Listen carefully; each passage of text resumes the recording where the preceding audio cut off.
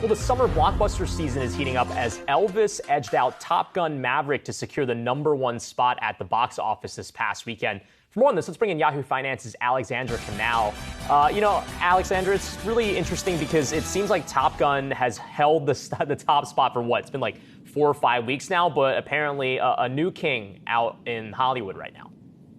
Yeah, Brian, and really they were tied for this top spot until we got the official numbers in this morning. So Elvis just barely edging out Top Gun this weekend at the domestic office. That film brought in over $31 million domestically. That's above expectations and especially impressive considering 60% of the film's audience was over the age of 35. We know that demographic has been a bit slow to return to theaters, but Elvis really capitalizing on positive reviews. Austin Butler, he's not a super recognizable name, but his performance is being praised. So it wasn't an automatic guarantee that this film was going to do well, but I think it's great news for a lot of these middle tier films. Studios have largely questioned whether or not these types of movies belong in the new theatrical world. Should they go direct to streaming? Do they need a more limited box office run, especially when we compare them to those big budget superhero franchise films that typically do really well. But as we're seeing with Elvis, it sets up a very strong foundation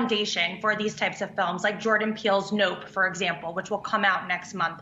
And then with Maverick, I just want to give a bigger shout out there because that movie secured just over $29 million in its 5th weekend at the box office, which is honestly unheard of for any modern day film, even pre-pandemic. Analysts that I've spoken with are honestly surprised at how this film just continues to climb. They're scared to even put a ceiling on it. And globally, this film has secured more than $1 billion, even without playing in China or Russia. That makes it the first billion-dollar movie for Tom Cruise, as well as the first movie of the year, and only the second in COVID times after Spider-Man to reach that milestone. I saw it in theaters. I thought it was amazing. I guarantee that it's going to continue to just break these records throughout the summer. Yeah, those last two facts, Allie, just kind of blow my mind. Number one, first $1 billion movie for Tom Cruise, a guy who's been doing at this for 40 years, and also $1 billion without China, which is, the largest box office market. So certainly a huge success for Top Gun. Allie, thanks so much for that.